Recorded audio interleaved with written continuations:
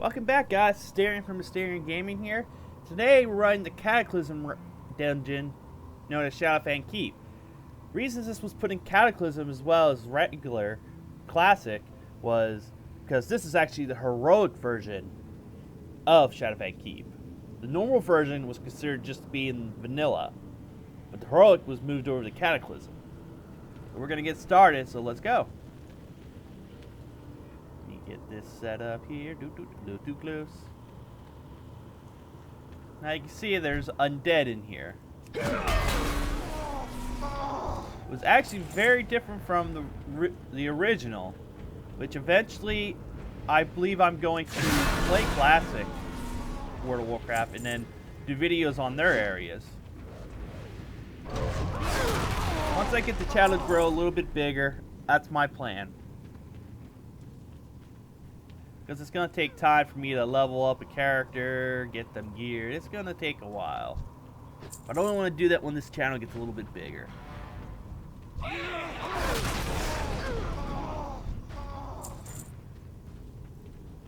Now the first boss here is Baron Ashbury.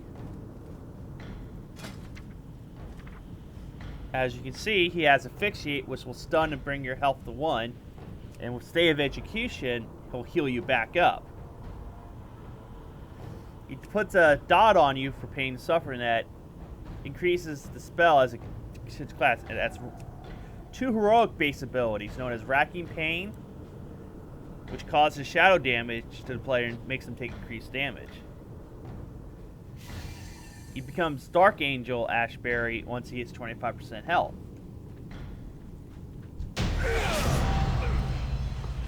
And as you can see, Pardon Denied means not letting him heal with Stay of Execution on heroic version.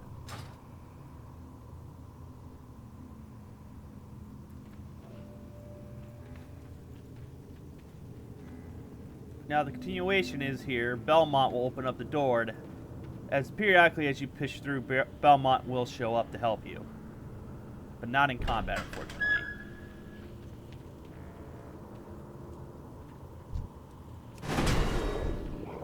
Now, I'm curious to see if this works on this guy. Of course, they're immune to my fear. So as you see, reason this is in Cataclysm because you got Ember Silk Salt, Ember Silk Cloth dropping, which was Cataclysm based. Now in here, back then everyone would like to kill these guys because they dropped a bag. True in classic World of Warcraft now, but like I said, eventually I'll be doing videos for them.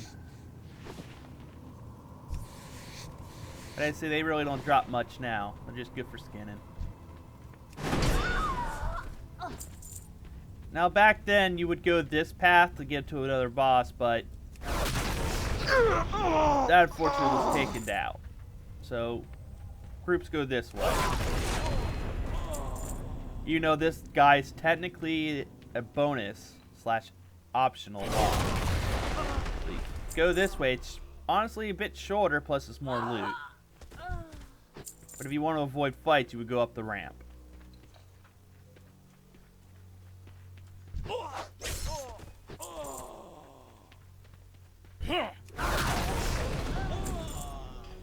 Now this is Baron Silverlane. As you can see, heroic difficulties, who summons up Worgen spirits. And these are the 4 spirits here. On heroic, he has something called Curse Spell, which inflicts shadow damage and reduces healing. And his regular Veil Shadows curses enemies, make them take more damage from magic.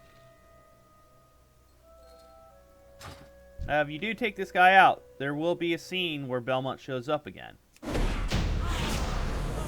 As you can see right there, stealthing right in.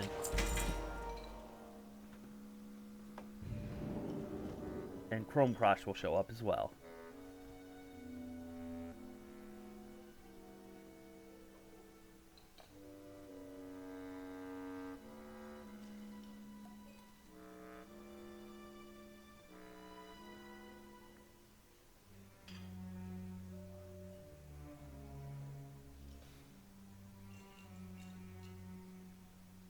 little argument between teams.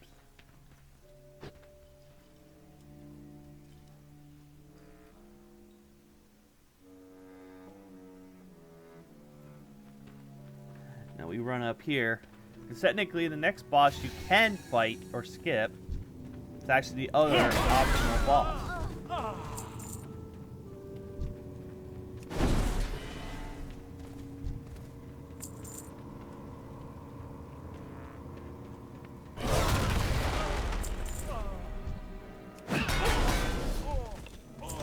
Now, as you see, this boss, Commander Springvale, will always have these two ads with him. So, honestly, you want to burn both of them down fast. But let's bring up his thing. He has a melee strike that does 100% of his damage and gives him unholy power charge. Heroic, he has a cone attack, which is when he uses his shield to blast out shadow damage. Desecrate more or less is like a Death and Decay that Death Knights have. Now on Heroic, he has 3. Technically it's 2 because you see there's officers here, which have abilities. The Word of Shame is when he gets 3 charges of his own holy power, he can cast a spell on a random person, which will deal, as you see, the player's maximum health for every 3 seconds. Basically, it only goes away either if you die when you have it, or he dies.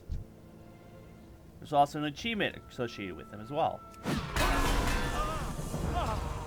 Which I believe is do not let him cast Word of Shame. And I see another little scene here with Belmont.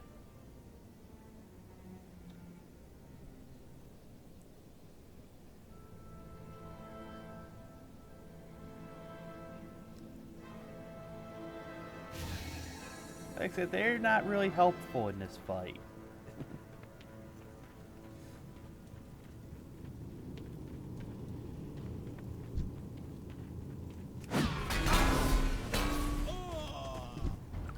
I just love this shield. It just bounces off everything.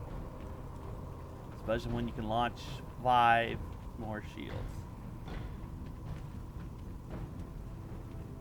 As you can see, you can just skip this group and go this way, but for loot wise, I like taking this way. Basically, the skeletons are mages, and the goal is melee with gas blast. Now, there is a chance that you could get up here and there will be a rare gargoyle spawn, but as you run by them, they will come alive. You don't want to run ahead of your tank in this area. And I would advise taking out that group before you run further because you got more gargoyles right here. Now, due to my high level, it doesn't seem like I can per se trigger them unless I get close. Let's see, I got close enough just so I could trigger them.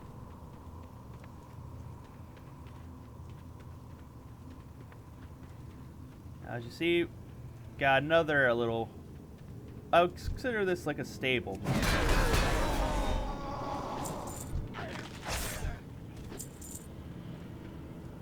Now this is the room that you usually see chests spawn in on normal difficulty.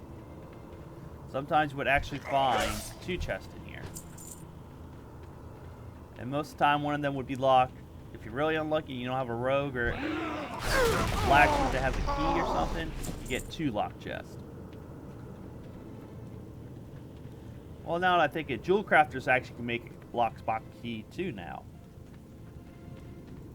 Let's see, we're heading up to the next boss here.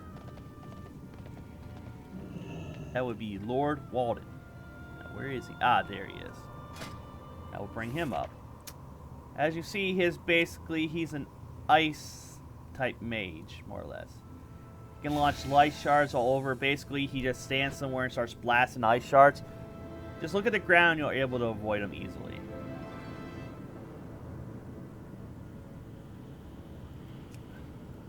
You can also do poison attacks, and they suck. The frost mixture, as you can see, does immediate frost damage to everyone. Now on Heroic, he has something called Conjure Mystery Toxin. Summons a cauldron, a mystery toxin.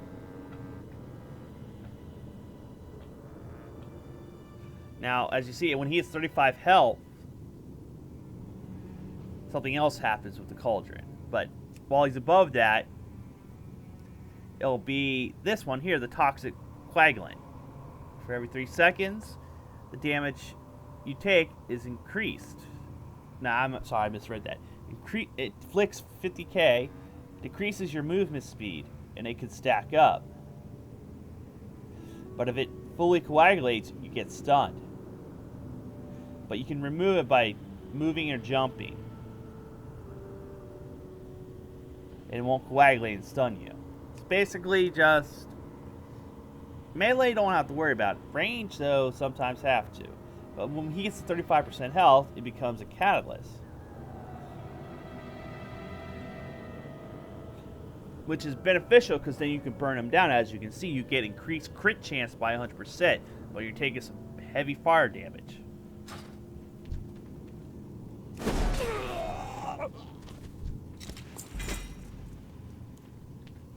Another little scene here with Belmont and Chrome Crush.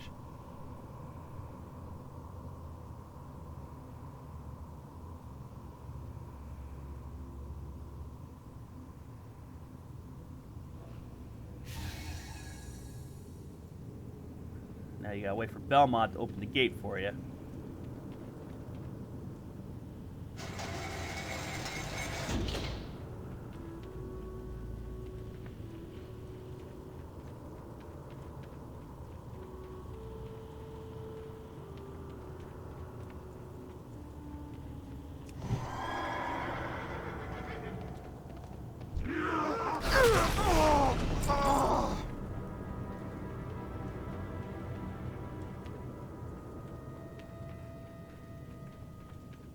Now, when you get up to this room, you actually need to do a full clear in order to trigger the next scene with Belmont.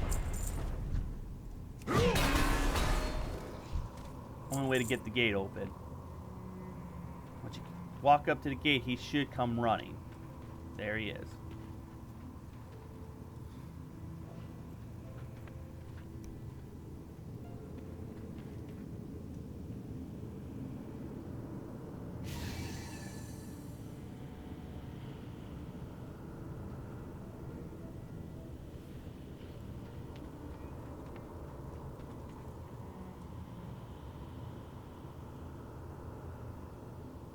While they do their little talk, we're gonna get down here and take these guys out. Ah, thought there was 2 here. Weird. Well, this is Lord Godfrey. As he has an ability known as Cursed Bullets, which is a curse effect. As you see, he just basically picks a direction and starts shooting his guns off. Just got to get out of the cone area and you'll be fine. Actually, that was wrong. What I meant, that was for Pistol Barrage, which is his rogue ability. So he has a 60-degree cone where he just starts rapid firing. The Cursed Bullet does shadow damage and causes you to take increasing shadow damage for 15 seconds every 3 seconds. Mortar Wound more or less just reduces the healing you get. And you can also summon ads, which are pretty much easier to kill if you just get them in front of Pistol Barrage.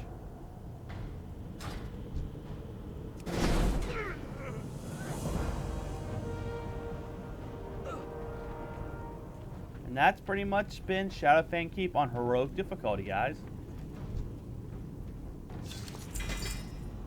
This has been Asterion from Asterion Gaming, asking you to please like and subscribe and check out my Twitch channel as well.